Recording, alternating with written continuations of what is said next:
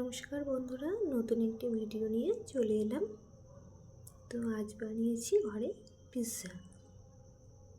আমরা দোকান থেকে তো পিৎজা আমরা কিনেই খাই, কিন্তু ঘরে যদি নিজেদের মতো করে বানানো যায় খেতে কিন্তু সেটা ভালোও হয় আর কোনো অসুবিধাও হয় না। প্রথমেই আমি চিকেনটা নিয়ে নিলাম, ছোটো ছোটো করে মুরগির মাংস কেটে নিয়েছি ডুমো ডুমো করে। তাতে দিয়ে দিলাম একটু নুন, ভিনিগার, গোলমরিচের গুঁড়ো আর সয়া সস দিয়ে একটু ভালো করে মাংসগুলোর মধ্যে সেটা মাখিয়ে নিচ্ছি, নিয়ে একটু ঢাকা দিয়ে রেখে দিলাম।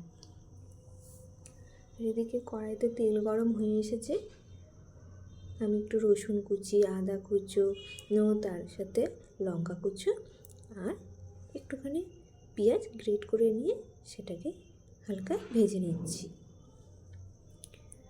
একটু যে ভাজা ভাজা হয়ে যাবে এর মধ্যে আমি মাংসটা দিয়ে দিলাম, আবারও ভালো করে একটু নেড়ে নিচ্ছি। ঘরে কিছু বানিয়ে দিলে সবসময় তো দোকান থেকে কিনে এনে খাওয়াটা ঠিক না। ঘরে নিজেরা যদি নিজেদের মতো করে একটু কিছু বানিয়ে দেওয়া হয় সেটা স্বাস্থ্যের পক্ষেও ভালো আর বাচ্চারাও খুব আনন্দ পায়।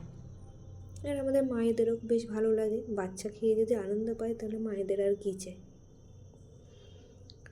এদিকে আমি ময়দাটা একটু একটু করে মেখে নিচ্ছি। প্রথমে এই ময়দাতে দিয়ে দিলাম নুন, তারপরে দিয়ে দিলাম একটু সাদা তেল আর তার সাথে টক দই। আমি এখানে ইস্ট ব্যবহার করিনি, আমি টক দই দিয়েছি। টক দই দিয়ে ভালো করে সব কিছু ময়দাটার সাথে মাখিয়ে নিলাম। তারপরে একটু একটু করে জল দিয়ে ময়দাটাকে সুন্দর করে মেখে নেব। এই যে আমার ময়দা মাখা হয়ে গেছে, বেশি নরম করিনি, একটু শক্ত করে রাখা হয়েছে। তারপরে একটা থালার সাহায্যে ঢাকা দিয়ে রেখে দিলাম কিছুক্ষণ। এবার আমি ছোটো ছোটো ডো করে নিয়ে রুটির থেকেও মোটা মোটা, রুটির মতো না, একটু মোটা মোটা করে বেলে নিলাম। তারপরে একটা কাঁটা চামচের সাহায্যে সেগুলোকে একটু ফুটো করে এর মধ্যে দিয়ে দিলাম সস। আমার কাছে পিৎজা সস ছিল না, তাই আমি এখানে টমেটোর সসটাই ব্যবহার করেছি। একটি চামচের সাহায্যে সসগুলোকে ভালো করে মাখিয়ে নিলাম রুটিটার মধ্যে। এবার আমি এক এক করে সমস্ত রকমের সবজি দিয়ে দেবো। এটা নিজেদের মতো করে যে যেরকম পারবে সে সেভাবেই সাজিয়ে নেবে।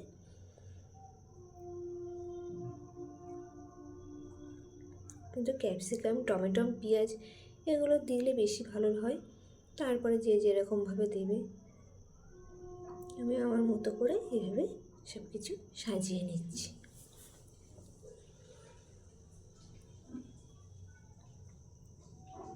আমি এদিকে সাজাচ্ছি, আমার মেয়ে বারবার এসে দেখছে যে মা হয়ে গেছে, মা হয়ে গেছে, যে না এখনও তৈরি হয়নি, আর একটু বাকি আছে। এবার চিকেনের টুকরোগুলো একটু একটু করে আমি দিয়ে দিলাম।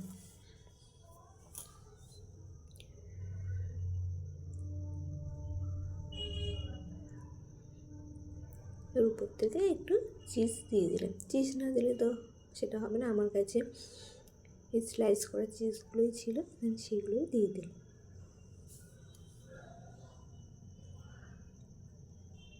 এবার আমি একটি প্লেটে একটু সাদা তেল ব্রাশ করে নিয়ে তার উপরে আমি এই পিৎজাটা দিয়ে দিলাম। এবার কড়াইতে আগে থাকতে একটা স্ট্যান্ড রাখা ছিল, স্ট্যান্ডের উপরে পিৎজার প্লেটটা আমি বসিয়ে দিয়ে উপরটা ঢাকা দিয়ে দিলাম। আমার যেহেতু ওখানটা একটা ছিদ্র মতো